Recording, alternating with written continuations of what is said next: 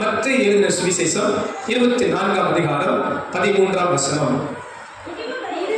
முடிவு பரியந்தம் நிலை நிற்பவனே ரட்சிக்கப்படுவான். அன்பானவர்களே, முடிவு பரியந்தம் நீங்கள் ரட்சிப்பில் நிலைத்திருக்க வேண்டும். நீங்கள் ரட்சிக்கப்பட்டிருக்கலாம், ரட்சிப்பில் பயணித்துக் கொண்டிருக்கலாம், கடைசி வரை நீங்கள் ரட்சிப்பில் இருக்க வேண்டும் என்பதே தேவ சித்தம்.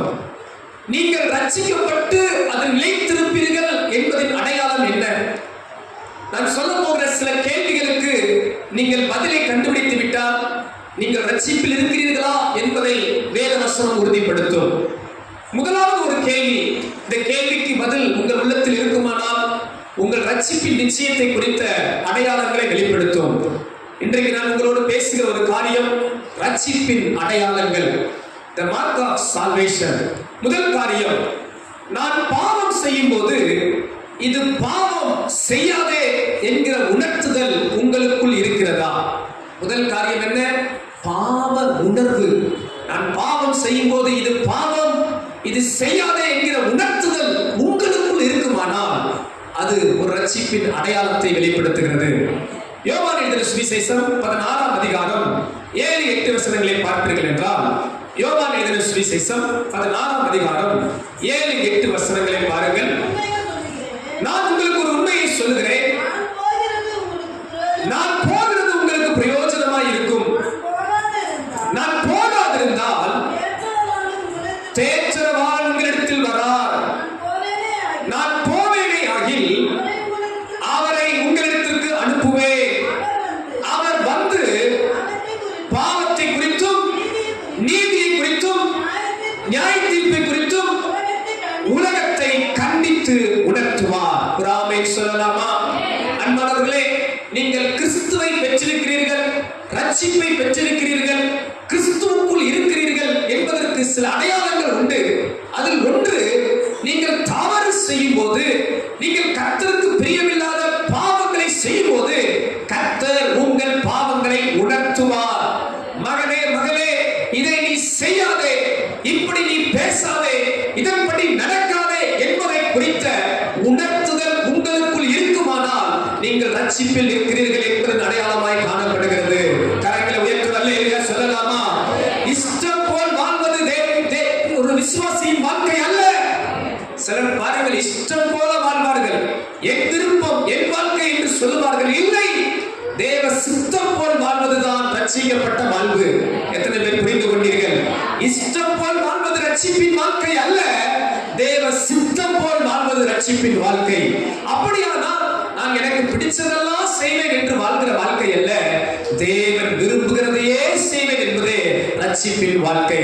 அப்ப பாவத்தை துணிகரமாய் செய்கிறவன் ரட்சிக்கப்பட முடியாது. தான் செய்கிற பாவத்தை, ஐயோ இது பாவம் என்று எந்த ஒரு தேவ பிள்ளை உணர்கிறார்களோ அவர்கள் ரட்சிப்புக்குள் கடந்து வருவார்கள். அல்லேலூயா. இதுல 2 வித உணர்வு இருக்கு, கொஞ்சம் கவனிங்க. இதுல 2 வித உணர்வு இருக்கு. ஒன்று குற்ற உணர்வு, மற்றொன்று பாவ உணர்வு. குற்ற உணர்வு பிசாசு கொண்டு வருவான், உங்களை குற்றப்படுத்திக் கொண்டே இருப்பான். நீ ஜெபிக்க முடியாது, நீ சாட்சியா இருக்க முடியாது, நீ ஊழியம் செய்ய முடியாது, நீ என்ன வாழ முடியாது, இப்படி உங்களை குற்றப்படுத்திக் கொண்டே பிசாசு செய்வான். அவன் நோக்கம் என்ன தெரியுமா? உங்களை பாவத்திலேயே நிலைக்க வைப்பதுதான். உங்களை குற்றப்படுத்தி நீ பாவத்திலே இரு, இந்த பாவத்தை செய்து கொண்டே இரு, இப்படியே வாழ் என்று உங்களை குற்றப்படுத்திக் கொண்டே பிசாசானவன் தந்திரமாய் செயல்படுவான். ஆனால் பரிசுத்த ஆவியானவர் செய்கிற காரியம் என்ன தெரியுமா? அவர் பாவத்தை உணர்த்தி, தவறை உணர்த்தி உங்களை பரிசுத்தத்துக்கும் உங்களை திரும்புவதற்கும் உங்கள் வாழ்வை ரட்சிப்பதற்கும் ஆவியானவர் கிரியை செய்வார். எத்தனை பேர் புரிந்து கொண்டீர்கள்? பிசாசானவன் குற்றப்படுத்தி உங்களை வீழ்த்துவான். நீ எழும்ப முடியாது, நீ ஜெபிக்க முடியாது, நீ வாழ முடியாது, நீ நல்லவனா இருக்க முடியாது, இந்த உலகத்துல யார் நல்லவனா இருக்க முடியும், நீ நன்றாக பாவம் செய், நீ நன்றாக அப்படி வாழ் என்று பிசாசானவன் குற்றப்படுத்துவான். குற்றப்படுத்தி உங்களை தேவ சமூகத்துக்கு வரவிடாமல் பண்ணுவான், உங்களை ஜெபிக்க விடாமல் பண்ணுவான், உங்களை தேவனோடு நெருங்கி உறவாட விடாமல் பண்ணுவான். ஆனால் பரிசுத்த ஆவியானவர் உங்கள் தவறை உணர்த்தி மகனே மகளே, இதிலிருந்து விடுபடு, இதிலிருந்து திருந்து, இப்படி செய்யாதே என்று உங்களை உணர்த்தி பரிசுத்தத்துக்குள் உங்களை வழிநடத்துவான். எத்தனை பேர் விசுவாசிக்கிறீர்கள்? ஆண்டவருடைய நோக்கம் நமது பாவத்தை உணர்வடைய செய்து நாம் கர்த்தர் பக்கம் திரும்பும்படி செய்கிறார். அன்றைக்கு அநேகர் பிரசங்கங்களை கேட்டபோது இருதயத்தில் குத்துண்டவர்களாகி நாங்கள் ரட்சிக்கப்பட என்ன செய்ய வேண்டும் என்று கேட்டார்கள். இந்த காலை நேரத்திலே ஆவியானவர் உங்களுக்குள்ளே ஒரு உணர்த்துதலை, பாவ உணர்த்துதலை கொடுக்கிறார் என்றால், அன்பான தேவ பிள்ளைகளே, உங்களை ரட்சிக்கும்படி, உங்களை விடுவிக்கும்படி, உங்களை பரலோகத்துக்கு சேர்க்கும்படி கர்த்தர் இந்த உணர்த்துதலை கொடுத்து கொண்டே இருக்கிறார். நீங்கள் பார்க்கக்கூடாத காட்சி, பேசக்கூடாத வார்த்தை, போகக்கூடாத இடங்கள், செய்யக்கூடாத பாவங்கள், இப்படி ஆவியானவர் வலியுறுத்துகிற நோக்கம் என்ன? உங்களை ரட்சிப்புக்குள் கொண்டு வரவே, உங்களை நித்திய ராஜ்யத்துக்குள் கொண்டு வரவே, உங்களை பரிசுத்தப்படுத்தவே தேவன் விரும்புகிறார். அல்லேலூயா, அல்லேலூயா. ஒரு அன்பான வாலிப பிள்ளையை குறித்து அவங்க தாயார் இடத்தில் சொன்ன காரியம் மறக்க முடியாது. அந்த பிள்ளை ஒரு 6ஆம் வகுப்பு படிக்கும் போது அவங்க அம்மா என்னிடத்தில் சொன்ன ஒரு காரியம். 6ஆம் வகுப்பு படிக்கும் போது அந்த பிள்ளை அவங்க நண்பரிடத்தில் பேசிக் கொண்டிருந்தார்களாம். அப்ப நான் சொல்றது ரொம்ப வருஷத்துக்கு முன்னாடி, இப்பெல்லாம் ஸ்கூல்ல என்ன பேசுறாங்கன்னு தெரியும். அப்பவே பயங்கரமா சினிமா கதைகள், அசுத்தமான காரியங்கள் பயங்கரமா பேசிக் கொண்டிருந்தார்களாம் 6ஆம் வகுப்பு நண்பர்கள். அப்படி பேசும்போது இந்த மகள் இருதயத்தில் ஆண்டவர் உணர்த்தினார், மகளே, இவர்கள் தவறான பாவத்தை குறித்து பேசிக் கொண்டிருக்கிறார்கள், இவர்களோடு நீ உட்காராதே, இவர்கள் பேசுகிற வார்த்தையை கேட்காதே, இவர்களை விட்டு விலகி போ என்று ஆண்டவர் உணர்த்தினாராம். அதன்படி அந்த மகள் வெளியே வந்துவிட்டு உங்க தாயினிடத்தில் வந்து சொன்னார்களாம், அம்மா, இன்றைக்கு எனது நண்பர்கள் இப்படி பேசிக் கொண்டிருந்தார்கள். ஆண்டவரின் உள்ளத்திலே சொன்னார், இது பாவம், இது அசுத்தம், இவர்களோடு சேராதே, பழகாதே, இதை செய்யாதே என்று சொன்னார். நான் விலகி வந்துவிட்டேன் என்று சொன்னாராம். கரங்களை உயர்த்தலாமே, சொல்லுங்க அல்லேலூயா. இதுதான் பரிசுத்த ஆவியானவர் நமக்கு கொடுக்கிற பாவத்தை குறித்ததான ஒரு உணர்த்துதல். நான் தாழ்மையா கேட்கிறேன், உங்களுக்குள்ள அப்படிப்பட்ட உணர்த்துதல் இருந்தால் நீங்கள் வாக்கியமான்கள். நான் ஒரு காரியத்தை மட்டும் அடிக்கடி சொல்லுவேன், உங்களுக்குள்ள ஆவிக்குரிய தொழுநோய் மட்டும் வந்துடக்கூடாது. தொழுநோய் தெரியுமா? உணர்ச்சியற்ற தன்மை. சரீரத்தில் ஒரு சில இடங்களில் இந்த தொழுநோய் வந்துவிட்டால் என்னதான் ஒரு ஷார்ப்பான காரியத்தை வச்சு குத்தினாலும் கிள்ளினாலும் அந்த இடத்துல உணர்ச்சி இருக்காது.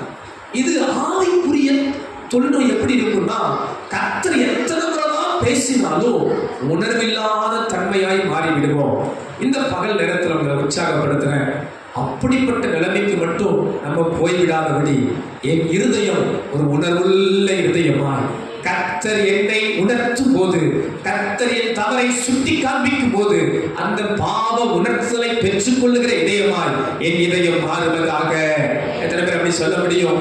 படிக்கிற பிள்ளைகள், உங்களுக்கு அந்த கிருபைகளை கர்த்தர் தருவாராக. பெரியவர்கள், உங்களுக்கு அந்த கிருபையை ஆண்டவர் தருவாராக. முதல் காரியம், ரட்சிப்பின் அடையாளம் என்ன?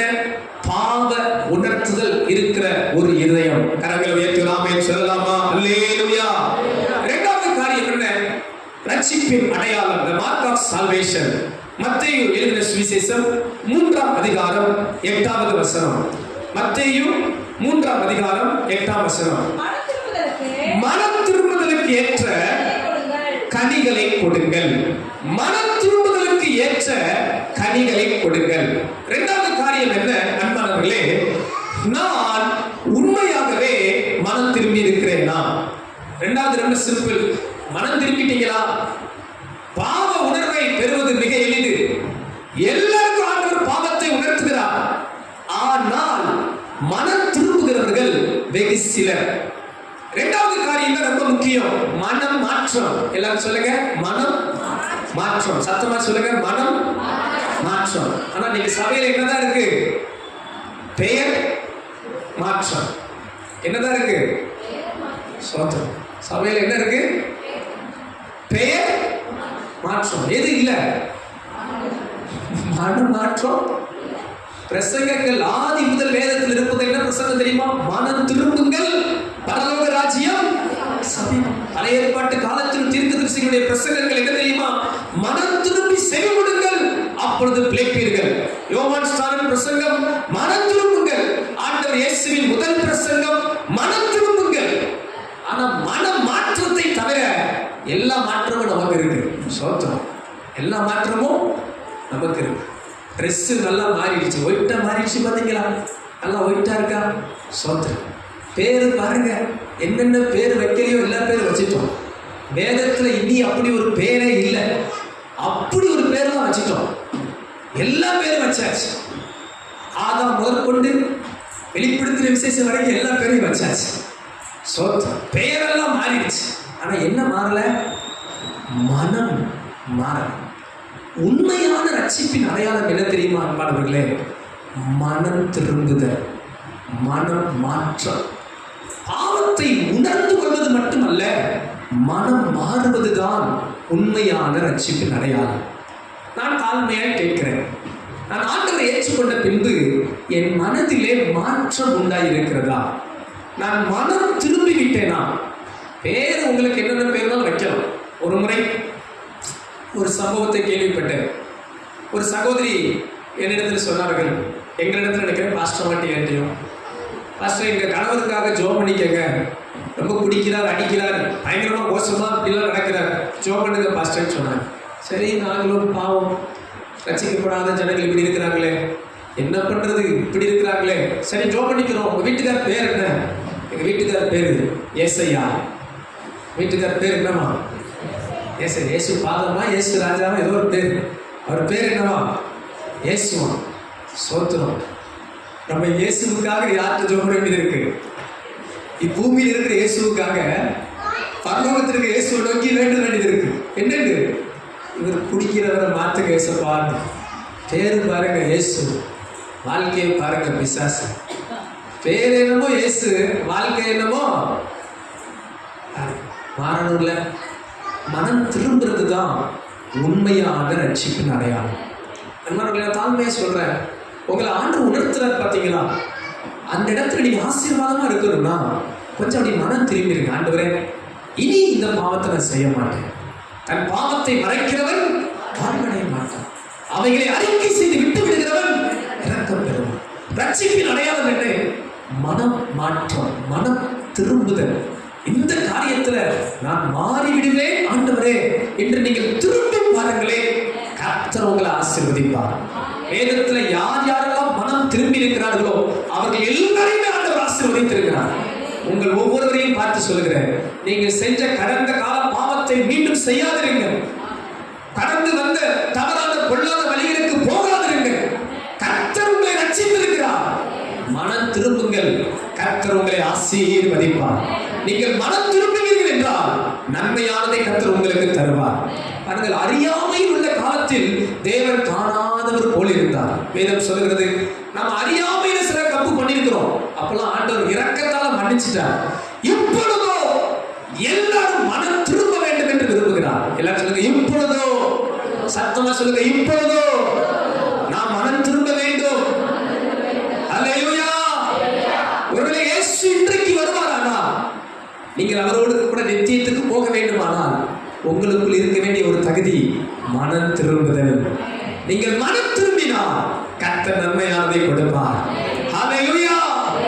நான் பாவத்தை விட்டு உணர்ந்துகிட்டேன், இது பாவம் பாவம் உணர்ந்து உணர்ந்து வாழ்றேன். இல்ல இல்ல, அது பத்தாது, அடுத்த எல்லைக்கு வேணும். அது என்னன்னு கேட்டா மனம் திரும்புதல். சகையு இயேசுவை தன் வீட்டுக்கு அழைத்து கொண்டு போகிறான். எல்லாருக்கும் தெரியும் இவன் பாவி என்று. ஆனால் பாருங்க, இயேசு அங்கே உள்ள வரும்போது அவனுக்குள் மனம் மாற்றம் வருகிறது. யாருமே அவன்கிட்ட சொல்லலைங்க, நீ அநியாயமா வாழ்ந்த கஷ்டம் திரும்ப கொடு, யாருமே சொல்லல. இன்னைக்கு நம்ம 1000 பிரசங்கம் பண்ணினாலும் சோத்திரம், நமக்குள்ள மனமாற்றம். அல்லேலூயா. கர்த்தாவே, நேரம் நான் கடந்த வாரம் ஒரு நாள் பிரசங்கத்துல சொன்னேன், நம்ம பண்ணின பிரசங்கத்துக்கு நம்மெல்லாம் 1000 இயேசுவா மாறி இருக்கணும். சோத்திரம். எத்தனை பேருக்கு புரியுது? நம்ம பண்ண பிரசங்கத்துக்கு, நம்ம கேட்ட பிரசங்கத்துக்கு நம்ம என்ன எத்தனை இயேசுவா மாறி இருக்கணும்? சொல்ல மாறிக்கிறீங்களா? உண்மையா பொய்யா? எத்தனை பிரசங்கத்தை கேட்டுட்டோம், எத்தனை பிரசங்கத்தை பண்ணிட்டோம். 1000 இயேசுவா நம்ம மாறி இருக்கணும்னு கூடாதா? இன்னும் பாருங்களேன், நான் மனம் திரும்ப வேண்டியது இருக்கு. அந்த கேளுங்க, அப்பா நாங்கள் மனம் திரும்பிடணும்ப்பா, நாங்கள் இன்னும் எங்கள் பாவத்தில் விழுந்துடக்கூடாது, இன்னும் எங்கள் அசுத்தத்தில் வாழ்ந்துடக்கூடாது, இன்னும் கொள்ளாத வழியில் நின்றக்கூடாது. அந்த ரட்சிப்பை சுதந்திரிக்க நாங்கள் என்ன பண்ணிடணும்? மனம் திரும்பின வாழ்க்கை வாழ கர்த்தர் எனக்கு கிருபை தருவீராக. சகையும் பாருங்க, இயேசுவை வீட்டுக்குள்ள கொண்டு போகும்போதே திரும்பிட்டான். ஆண்டவரே, நான் வாங்கின அநியாயமாய் வாங்கினதை நான் கொடுக்கிறேன், என் ஆஸ்திகளை ஏழைகளுக்கு கொடுத்து விடுகிறேன், என் வாழ்க்கையில் ஒரு மாற்றம் வந்துவிட்டது. இயேசு சொன்னார், இவனுக்கு, இந்த வீட்டுக்கு இன்றைக்கு ரட்சிப்பு வந்தது. எத்தனை பேர் உங்க வாழ்க்கைக்குள்ள ரட்சிப்பு வந்துட்டு நம்புறீங்க? மனம் திரும்பாத வரை ரட்சிப்பு அங்கே வராது. மனம் மாறாத வரை ரட்சிப்பு வராது. பேரை வேணா நீங்க மாத்திக்கலாம், கவர்மெண்ட்ல வேணா நீங்க கிறிஸ்டியன் சொல்லிக்கலாம், அந்த கவர்மெண்ட்ல ஜீவ புத்தகத்தில் உங்க பேர் எழுதப்படாது.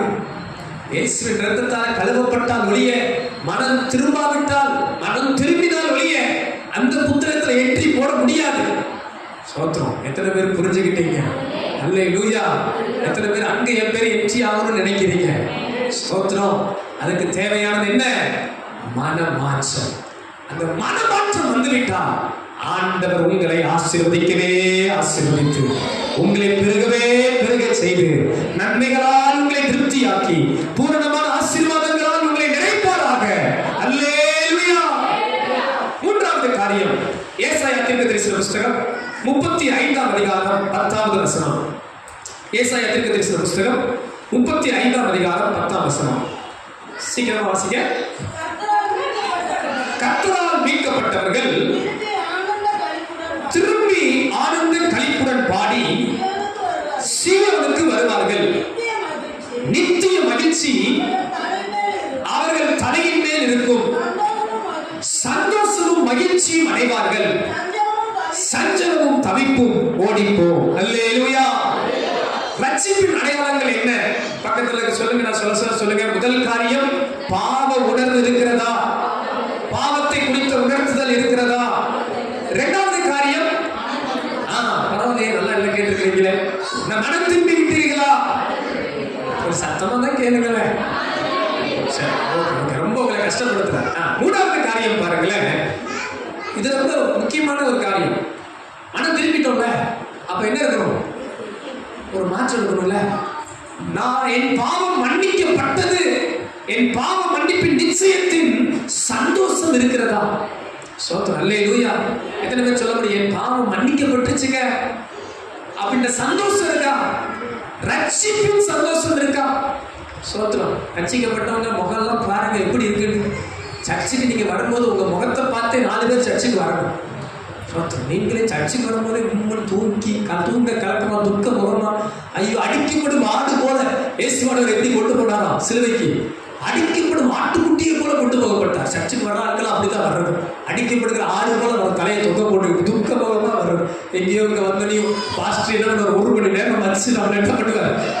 பழி செலுத்தி நம்மளை சர்வாங்க தகன பலி. அதுவும் சும்மா கொஞ்ச நெஞ்சம் தான் கிடையாது. எப்படி பலி செலுத்துவார் பாஸ்டர்? அன்றைக்கு ஆசாரிகள் செய்தது போல நம்மளை துண்டு துண்டு ஆக்கி. சோத்திரம். அல்லேலூயா. இன்னைக்கு என்ன செய்ய போறாரோ தெரியல, அதை யோசித்து அப்படி வர்ற மாதிரிலாம் இருக்கிற மாதிரி தெரியல. எப்படி வரணுமா? இன்னைக்கு கர்த்தரை துதிக்க போறேன், ஆராதிக்க போறேன். சோத்திரம். இன்னைக்கு தான் கொஞ்சம் நல்ல புது ட்ரெஸ் எல்லாம் தேடி எடுத்து வீரோன்னு நல்ல பல பலன் போட்டு, நல்ல முகத்துல எல்லாம் ஒரு நல்ல சிரிப்பு, எல்லா பல்லும் தெரியற மாதிரி ஒரு சிரிப்பு சிரிச்சு நீங்க வர்றதை பார்க்கும்போது எங்கம்மா போற, சர்ச்சுக்கு போற வரையா 4 பேரை கூப்பிட்டு வரணும். சோத்திரம். அல்லேலூயா. நமக்கு ஞாயிற்றுக்கிழமை சண்டே வருது. சண்டே பூரா நமக்கு என்ன டே? சண்டே. சண்டே தான் நமக்கு என்னதான் வருது? ஓ அபராதம். சண்டே தான் என்ன வந்துடும்? சண்டை வந்துடுறதுனால மாறுது. சோத்திரம். ரட்சிப்பின் அடையாளங்கள் என்ன? என் பாவம் மன்னிக்கப்பட்டது என்கிற சந்தோஷம், அந்த மகிழ்ச்சி. கர்த்தரால் மீட்கப்பட்டவர்கள் ஆனந்த களிப்போடு வருகிறார்கள். நித்திய மகிழ்ச்சி உண்டு, சந்தோஷம் உண்டு. பாருங்கள், கர்த்தர் இஸ்ரவேலின் சிறையிருப்பை திருப்பும் போது யாக்கோபுக்கு மகிழ்ச்சியும் சந்தோஷமும் உண்டாகிறதா? அல்லேலூயா. பாருங்கள், நான் தாழ்ந்தே சொல்லுவேன், உங்களுக்கு சாப்பாடு இல்லாட்டியும், பலவீனமா இருந்தாலும், சுகவீனமா இருந்தாலும், நீங்க ரட்சிக்கப்பட்டவங்களா இருந்தா உங்களுக்கு ஒரு சந்தோஷம் இருக்கும். எத்தனை பேர் விசுவாசிக்கிறீங்க? பாருங்க, இதெல்லாம் அனித்தியமான சந்தோஷம். சுகம் இருந்தா கொஞ்ச காலம் சந்தோஷமா இருப்போம், பணம் இருந்தா கொஞ்ச காலம் சந்தோஷமா இருப்போம், உலக நம்ம விருப்பங்கள் எல்லாம் நிறைவேற்றினா கொஞ்ச காலம் சந்தோஷமா இருப்போம். ஆனா ரட்சிப்பின் சந்தோஷம் எப்படி தெரியுங்களா? அது நித்திய சந்தோஷம். சொல்லுங்க, அது எப்படிப்பட்ட சந்தோஷமா? நித்திய சந்தோஷம். வசனம் சொல்லுகிறது, தேவனுடைய ராஜ்யம் அது நீதியும் சமாதானமும் பரிசுத்த ஆவியினால் உண்டாகிற சந்தோஷம். அப்ப நீங்கள் நான் ரட்சிக்கப்பட்டிருக்கிறோம் என்பதின் அடையாளம் என்ன? பணம் இருக்கிறதோ, காசு இருக்கிறதோ, பொருள் இருக்கிறதோ, நகை இருக்கிறதோ, இல்ல ஆஸ்திகள் இருப்பதோ அல்ல, ரட்சிப்பின் சந்தோஷம் இருக்க வேண்டும். அல்லேலூயா. பலவீனமா இருந்தாலும் நம்ம கைதட்டி பாடி மகிழ்ந்து இருப்போம் அப்படி சொல்லணும். கர்த்தர் சமூகத்தில் கலிகூறுவோம். ஒரு முறை நடந்த சம்பவம், ஒரு மாஸ்டர் அவங்க ஒய்ஃபுக்கு ராமச்சந்திர ஹாஸ்பிட்டல்ல ஸ்பேஸ் மேக்கர் வைக்கிறாங்கன்னு நினைக்கிறேன். அவங்க ஹாஸ்பிட்டல் இருக்கிறாங்க, கொஞ்சம் வயதானவங்க தான். அவங்க ஹாஸ்பிட்டல் பெட்ரூம்ல அவங்க ஹாஸ்பிட்டல் அந்த ரூம்ல அட்மிட் பண்ணியிருக்கிற இடத்துல அவங்க அங்க உட்காந்து நல்லா பாட்டு பாடி ஜோ பண்ணிக்கிட்டு இருந்தாங்க. அப்போ அவங்களுக்கு ட்ரீட்மெண்ட் பண்ண அந்த பிராமின் டாக்டர் வந்து பார்த்துட்டு அவங்க ஜோ பண்ணி பாட்டு பாடுறத பார்த்துட்டு வெளியே ரொம்ப நேரம் வெயிட் பண்ணிக்கிட்டே இருந்தாங்க. ப்ரேயர் முடிஞ்சு உள்ள வந்துருக்குறேன். உள்ள வந்து அவர் தான் அவங்களுக்கு அந்த சர்ஜரி பண்ணி ட்ரீட்மெண்ட் பண்ணணும். பார்த்துட்டு என்ன பண்ணீங்க, நீங்கள் என்ன பண்ணிக்கிட்டு இருந்தீங்க? இல்லை நான் ஜோம் பண்ணணும், பாட்டு பாடி ஆண்டவரை ஆராதிச்சு ஜோம் பண்ணணும். அவருக்கு அப்படியா, நீங்கள் யார்? அந்த சர்ச் பாஸ்டராக இருக்கிறேன் அப்படின்னு கேட்டு போயிட்டாரு. போன அந்த பிராமின் டாக்டர் என்ன பண்ணாராம், அவங்களுக்கு எனக்கு வர வேண்டிய ஃபீஸை வாங்காதீங்க, அவங்களுக்கு நான் எனக்கு எவ்வளோ ஃபீஸ் கட்ட வேண்டியதோ அதை ரிட்டர்ன் கொடுத்து அந்த மாதம் பே பண்ணிட்டார். சர்ஜரிக்கு எல்லாத்துக்கும் பணத்தை கட்டிட்டார். ஏன் வாங்கினீங்கன்னு சொல்லி எழுதி கொடுத்து டாக்டர் ஹாஸ்பிட்டல்ல கொடுத்த காசை திருப்பி கொடுத்தாங்க. ஹாஸ்பிட்டல்ல உட்கார்ந்துக்கிட்டு சர்ஜரி பண்ணி இதயத்தை அறுக்கிற நேரத்தில் கூட நம்மளால எப்படி பண்ணணும், நல்லா பாடி துதிக்கணும். நாளைக்கு தூக்கி அவங்களை கழுத்துல தொங்க விட்டுருவோம். மரண தண்டனை நைட்டு பாருங்க, பவுனும் சீலாவும் நல்லா கைதட்டி பாடி துதிக்கிறார்கள். இதெல்லாம் எப்படி வருது? ரட்சிப்பின் சந்தோஷம். ரட்சிப்பின் சந்தோஷம் இருந்தா நீங்க எப்பவும் ரெடி. சொல்லுங்க, பக்கத்துல சொல்லுங்க, எப்பவும் ரெடி. எப்பவும் சிரிச்சுக்கிட்டே இருப்போம். சொல்லுங்க அல்லேலூயா. கர்த்தருக்குள் எப்பொழுதும் சந்தோஷமா இருங்கள். யாரால முடியும்? ரட்சிக்கப்பட்டவங்களால தான் முடியும். ரட்சிக்கப்பட்டவர்களால் தான் கர்த்தருக்குள் எப்பொழுது எப்படி இருக்க முடியும்? சந்தோஷமா இருக்க முடியும். என்ன காரணம்? என் பாவத்தை எல்லாம் இயேசு மன்னித்து விட்டார். என்னை நீதிமானாக்கி விட்டார். எனக்குள்ள ரட்சிப்பு தந்து விட்டார். பரலோக நிச்சயம் எனக்கு உண்டு. அல்லேலூயா. அழகாக ஒரு பாடல் பாடுவோம். என்னுள்ளம் தேவன்பால் பொங்கி வழியுது, இயேசுவை ரட்சித்தார் நாடி பாடுவேன், எவரும் அறியாதே என் உள்ளம் பொங்குதே, என் உள்ளம் பொங்கி பொங்கி பொங்கி பொங்கி வழியுது. அல்லேலூயா. சிலருக்கு பாருங்க, காந்தியை பார்த்தாதான் சிரிப்பே வருது. யாரை பார்த்தாதான் சிரிப்பு வருது? காந்தி இருக்கணும், பாக்கெட்ல இருந்தாதான் சந்தோஷமே வரும். சோத்திரம். இயேசு உங்களுக்குள்ள வந்துட்டா உங்க கூட யார் இருந்தாலும் இல்லாவிட்டாலும் நீங்க எப்படி இருப்பீங்க? சோத்திரம். உங்களுக்கு உங்க முகம் பிரைட்டா இருக்கும், உங்க பல்லெல்லாம் பிரைட்டா இருக்கும். கோல்கேட் யூஸ் பண்ணாதான் பல்லெல்லாம் வெள்ளையாகும்ன்றாங்க. சோத்திரம். எதையோ யூஸ் பண்றீங்களோ இல்லையோ, ரட்சிக்கப்பட்டுட்டா உங்களை பார்த்து 4 பேர் எப்படித்தான் இப்படி சந்தோஷமா இருக்கிறாங்கன்னு தெரியலையே. என்னதான் உங்க சந்தோஷத்தின் ரகசியம்? இதை சொல்லிக்கிட்டு 4 பேர் உங்கள்கிட்ட வந்து கேட்போம் சுவிசேஷம். அல்லேலூயா. நீங்களே போட்டுக்கிட்டு ரட்சிக்கப்படாதவங்க மாதிரி சண்டை போட்டு மண்டையை உடைச்சு சோத்திரம் துக்க முகமா இருந்தீங்கன்னா சரி நம்ம இப்படியே இருந்துடலாம்ப்பா அப்படின்னு 4 பேர் சொல்லிடுவாங்க. ரட்சிப்பின் அடையாளம் என்ன? வேதம் சொல்லுகிறது, கர்த்தரால் மீட்கப்பட்டவர்கள் ஆனந்த களிப்புடன் நித்திய மகிழ்ச்சியுடன் சந்தோஷத்துடன் எப்போதும் காணப்படுவார்கள். ஏன்? அவர்கள் மீட்கப்பட்டார்கள், அவர்கள் ரட்சிக்கப்பட்டு விட்டார்கள், அவர்கள் விடுதலையாக்கப்பட்டார்கள். கரங்களை செய்து அல்லேலூயா சொல்லுவோமா? அல்லேலூயா. 4வது காரியம் சீக்கிரமா வாசிங்க. யோவான் எழுதின சுவிசேஷம் 1ஆம் அதிகாரம் 12ஆம் வசனம். யோவான் எழுதின சுவிசேஷம் 1ஆம் அதிகாரம் 12ஆம் வசனம். அவருடைய நாமத்தின் மேல் விசுவாசம் உள்ளவர்கள்,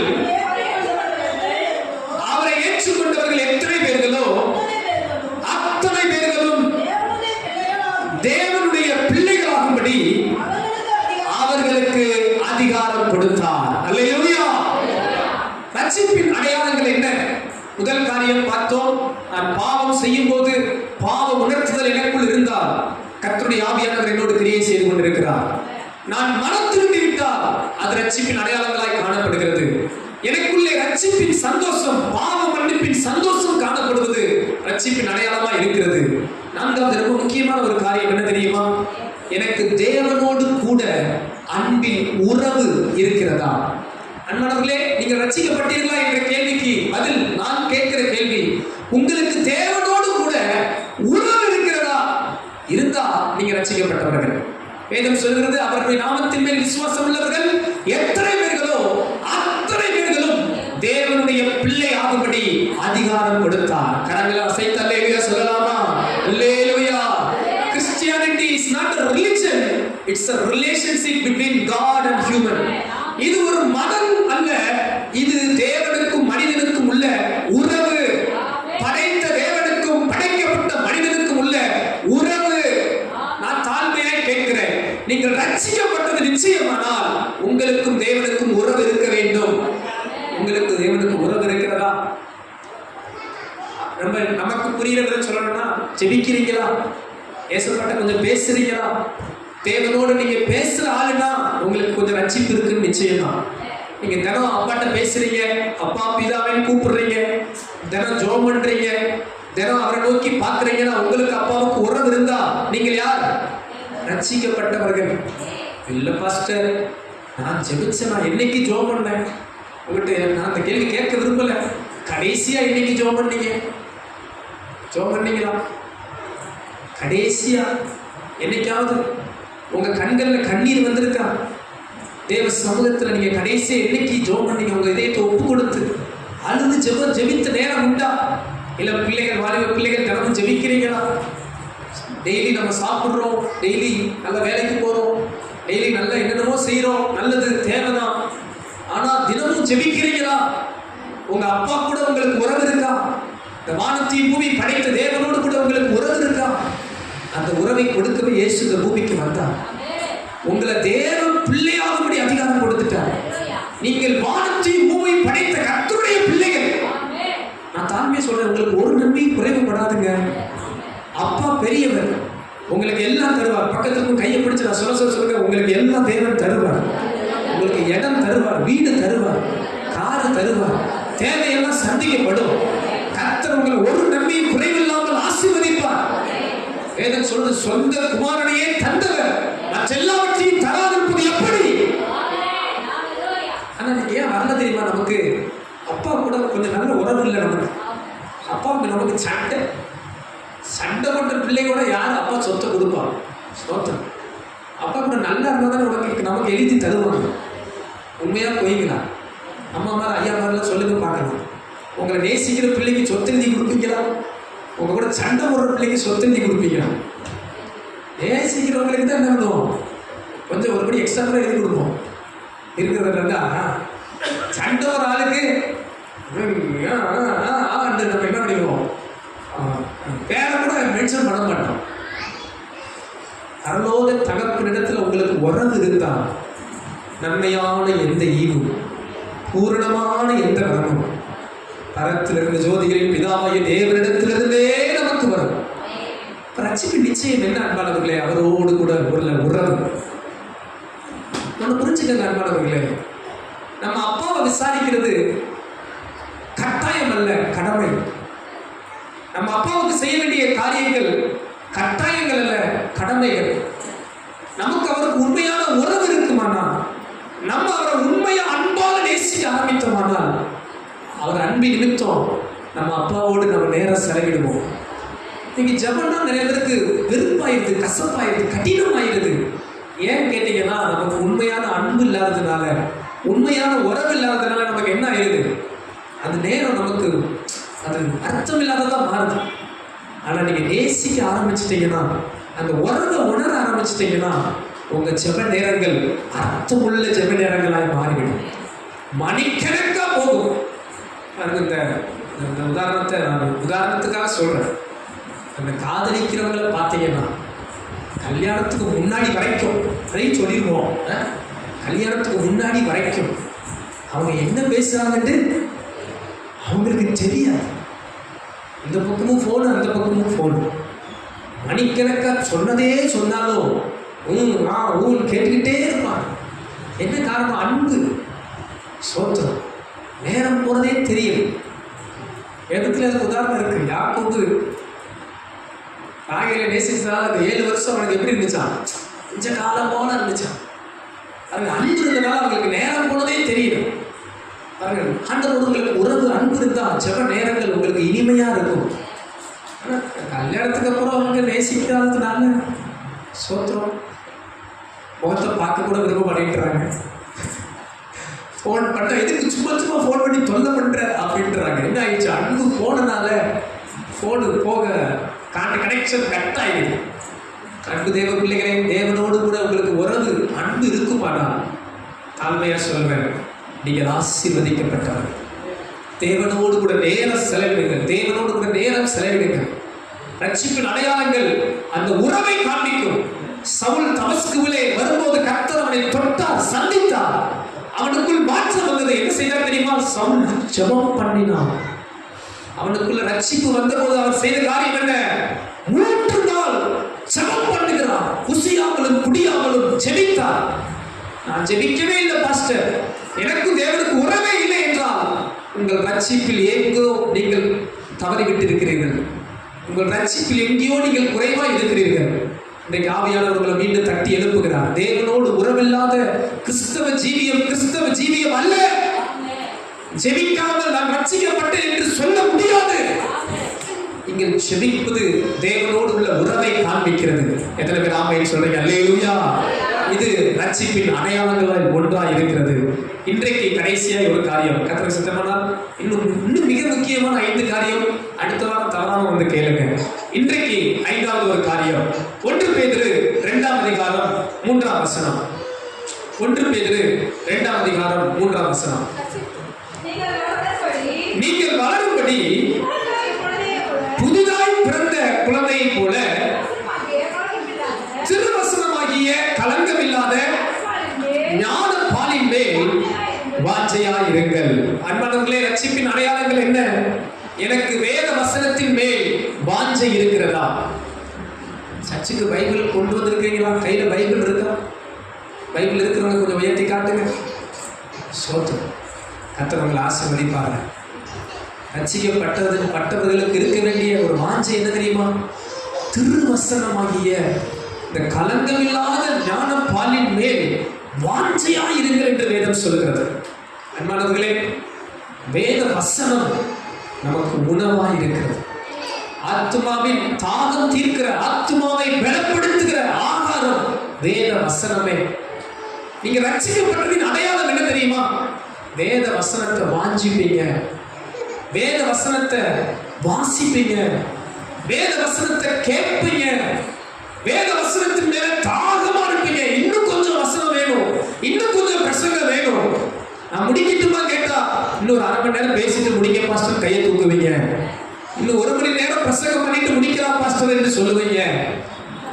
இன்னும் கொஞ்சம் ஏன் இன்னைக்கு பாஸ்டர் பேசாம போயிட்டார், இன்னைக்கு ஒரு நாள் 1/2 மணி நேரம் கூட முடிச்சிருந்தா பரவாயில்லையே என்று உங்களுக்குள்ள சொல்ல தோணும், வாஞ்சிக்க தோணும். ஏன்னா வேத வசனத்தின் மேல ஒரு தாகம் இருக்கிறனால சீக்கிரம் திருப்தி வராது. இன்னும் கொஞ்சம் என்று ஆண்டவரின் வசனத்தை நேசிப்பீங்க, வாஞ்சிப்பீங்க. இதெல்லாம் இல்லைன்னா இன்னும் நம்ம ரட்சிப்புக்குள்ள இன்னும் சில காரியம் நம்ம மாறணும். ஏன்னா வேதம் சொல்லுது, நீங்கள் புதிதாய் பிறந்த பிள்ளையை போல. இன்னைக்கு தான் நீங்க ஆண்டவரை ஏற்றுக்கொண்டீங்கன்னா இது மேல நீங்க எப்படி இருப்பீங்களா? வாஞ்சையா இருப்பீர்கள். குழந்தைய பார்த்தீங்கன்னா, பிறந்த குழந்தைய முதல்ல தாய்மார்கள் பால் குடிக்கும் போது அந்த பிள்ளை பாருங்க, அந்த பிள்ளை அந்த பாலுக்காக எப்படி ஏங்கும் தெரியுங்களா? என்ன அழுதுன்னு தெரியுங்களா? அந்த அந்த தாய் கொடுக்கிற அந்த பாலில் எவ்வளவு சந்தோஷப்படும் தெரியுமா? ரட்சிப்பிலே நீங்கள் கிறிஸ்துவுக்குள் புதிதாய் பிறக்கும் போது இதுவே நமக்கு தேவன் கொடுக்கிற கலங்கமில்லாத ஞான பால் என்று வேதம் சொல்லுகிறார். இந்த சத்திய வசனத்தின் மேல் வாஞ்சையோடு, தாகத்தோடு, விருப்பத்தோடு இன்னும் ஆண்டவரே உமது வசனம் என் ஆத்தும தாகத்தை திருப்திப்படுத்தட்டும், இன்னும் உமது வசனம் என்னை அனல்மூட்டட்டும், இன்னும் உமது வசனம் என்னை உருவாக்கட்டும் என்று வாஞ்சிப்பீர்கள். அப்படிப்பட்ட அந்த வாஞ்சை உங்கள் ரட்சிப்பிலே உங்களை பலப்படுத்தும். அந்த வாஞ்சை உங்களை ரட்சிப்பிலே ஊற்ற கட்டும். அந்த வசனம் உங்களை ஸ்திரப்படுத்தும், பலப்படுத்தும். இன்றைக்கு ஏன் அநேக ரட்சிப்பை விட்டு விலகுகிறார்கள் தெரியுமா? ஏன் ரட்சிப்பை விட்டு பின்வாங்குகிறார்கள் தெரியுமா? கர்த்தருடைய சத்திய வசனத்திலே பலன் கொள்ளாததினால், இந்த கலங்கமில்லாத ஞான பாலை பற்றி கொள்ளாததினால் இதை உண்டு இதை பெற்றுக்கொண்டு ஆத்துமாவிலே பலன் கொள்ளாததினால் சோர்ந்து போகிறார்கள். இந்த காலை நேரத்துல நம்ம ரட்சிக்கப்பட்ட தேவ பிள்ளைகள் நாம் இந்த கலங்கமில்லாத ஞானம் பால்மே வாஞ்சையா இருக்க கர்த்தர் கிருபை தருவாராக. நான் ஒரு சவால் விடுறேன். படிக்க தெரிந்த பிள்ளைகளுக்கு வருடத்துக்கு ஒரு முறையாவது இந்த வேதத்தை வாசித்துருங்க. நல்லா நீங்க தமிழ் வாசிக்க தெரியும், தமிழ் எழுத படிக்க நல்லா தெரியும், அப்படிப்பட்டவர்கள் ஒரு முறையாவது, ஒரு நாளைக்கு 3 அதிகாரம் 4 அதிகாரம் வாசித்தா ஒரு வருடத்துல ஒரு முறையாவது வாழ்நாளில் இந்த வேத புத்தகத்தை நீங்கள் வாசித்து முடித்து விடலாம். ஒருவேளை எனக்கு படிப்பு அவ்வளவு தூரம் இல்லை பாஸ்டர், என்னால் முடியலைன்னா, இப்படிலாம் நிறைய வழிகள் வந்து இருக்கிறது. ஆடியோ பைபிள்லாம் நீங்க கேட்கலாம், இல்லை நீங்க டிவியில கூட நல்ல பிரசங்கங்கள், இந்த செய்திகள் நீங்க இதெல்லாம் கேட்டு இன்னும் சத்தியத்துல விலகடைய கர்த்தர் உங்களுக்கு நல்ல கிருபைகளை தருவாராக. இந்த வசனத்தின் மேல வாஞ்சையா இருங்க. ஆண்டவரே நீர் பேசும், எனக்கு வேண்டிய மன்னாவை தாரும், வார்த்தையை தாரும் என்ற வாஞ்சையும் விருப்பமும் நமக்குள்ள ஒவ்வொரு நாளும் உண்டாவதாக. எத்தனை பேர் ஆமென் சொல்ல முடியும்? அப்படிப்பட்ட வாஞ்சை உங்களுக்குள்ள இருக்குமானா நீங்கள் ரட்சிப்பிலே ஆசீர்வதிக்கப்பட்டவர்களா இருப்பீர்கள். கர்த்தருடைய வசனமே கால்களுக்கு தீபமும் என் பாதைக்கு வெளிச்சமுமா இருக்கிறது. உங்க வாழ்வு இருளா இருக்கிறதா? தேவன் தமது வார்த்தையின் வெளிச்சத்தால் உங்களை ஆசீர்வதிப்பார். உங்கள் வாழ்வில் சாத்தான் உங்களுக்கு விரோதமாக எழுப்புகிறானா? கர்த்தருடைய ஜீவ வசனம் பட்டயம் போவோம் உங்களுக்காக யுத்தப்பட்டு. உங்கள் வாழ்வில் போராட்டங்கள், நெருக்கங்கள், கண்ணீர்கள் பெருகி இருக்கிறதா? ஆண்டவருடைய வசனம் உங்களை தைரியப்படுத்தி, பலப்படுத்தி, ஆறுதல் படுத்தி உங்களை பலனுள்ளவனாய் மாற்றும். கர்த்தருடைய வசனம் உங்களுக்கு எல்லாவற்றுக்கும் எல்லாமுமா இருக்கும். பாருங்கள், சீசர்கள் சொன்னார்கள், ஆண்டவரே எங்கே போவோம்? நித்திய ஜீவ வசனம் உம்மிடத்தில் உண்டே. நீங்கள் ரட்சிப்பிலே ஆசீர்வதிக்கப்பட வேண்டுமானால், முடிவு வரையும் ரட்சிப்பிலே நிலைநிற்க வேண்டுமானால் இந்த வசனத்தை உறுதியாய் பற்றி கொண்டு நடக்க வேண்டும். அன்பானவர்களே, ஒரு தாய் தன் மகனிடத்திலே சொல்வார்களாம், தினந்தோறும் வேதவாசி வேதவாசி என்று சொல்வார்களாம். அந்த பையன் ஒரு நாள் கோபமாயிட்டான். சும்மா சும்மா பைபிள் படின்னு சொல்லி என்னை டார்ச்சர் பண்றியம்மா. இப்போ பைபிளை படிச்சாதான் என்ன, படிக்கலன்னா என்ன? நான் படிச்சாதான் நன்மையா, படிச்சாதான் எனக்கு எல்லாமா? அதெல்லாம் முடியாது, எதுக்கு நான் படிக்கணும் அப்படின்னு அந்த பையன் வாக்குவாதம் பண்ண ஆரம்பிச்சிட்டான். அப்போ அந்த தாய் என்ன பண்ணாங்கன்னா, ஒரு அழுக்கான பாத்திரத்தை கையில் கொடுத்து, சரிப்பா பைபிள் படிக்க வேணாம், இந்த பாத்திரத்தில் போய் இந்த பாத்திரம் நிரம்பி வழியை நோக்கி தண்ணி ஊற்றிக்கிட்டே இருக்குன்னு சொன்னாங்க. பார்த்தான், என்னடா இப்பெல்லாம் அழுக்கான பாத்திரத்தை அம்மா கொடுத்துட்டு வச்சு தண்ணியை ஊற்றுன்னு சொல்கிறாங்களே, சரி நமக்கு இன்னைக்கு என்ன விடுதலை? பைபிள் படிக்கிறதுங்கிறது விடுதலை, இந்த வேலையை செஞ்சிருவோம்னு சொல்லி என்ன பண்ணிட்டான். சிலர் பாருங்க, தேவையில்லாத செய்யணும் நல்லா செஞ்சிருவோம், தேவையானதை செய்யணும்னா என்ன மாட்டோம். சரி, இந்த அழுக்கான பாத்திரத்தை வச்சு நல்லா தண்ணியை ஊற்றிக்கிட்டே இருக்கிறான். இவன் விளையாட்டுத்தனமாக நினச்சிக்கிட்டு ஊற்றிக்கிட்டே இருக்கிறான். இந்த பாத்திரம் நல்லா நிரம்பி வலிஞ்சு போய்கிட்டே இருக்கு. பாருங்க, கொஞ்ச நாள் ஆக இந்த அழுக்கெல்லாம் போய் இந்த பாத்திரம் சுத்தமான தண்ணியை நிரம்பிடுச்சு. இந்த பையனுக்கு திடீர்னு சர்ப்ரைஸ், என்னடா இவ்வளோ அழுக்கான பாத்திரம் அம்மா கொண்டு விட்டாங்க, அது இவ்வளோ சுத்தமாயிடுச்சு, வேலை எடுத்துட்டு போய் அம்மா பாருமா எவ்வளோ அழுக்கான பாத்திரம் பாருமா. நீ கொடுக்கும்போது நான் தட்டி ஊற்று இப்படி சுத்தமாயிடுச்சு பாருமான்னாங்களா. அந்த அம்மா அந்த பையனை கட்டி பிடிச்சு சொன்னாங்களா, ஆமா தம்பி, அழுக்கான பாத்திரம் சுத்தமாக எவ்வளவு தட்டி ஊற்ற வேண்டியது இருக்கும், அதுபோல நம்ம அழுக்கான ஆத்துமாவை சுத்தமாகணும்னா இந்த வேத வசனம் நமக்குள்ள போய்கொண்டே இருக்க வேண்டும்.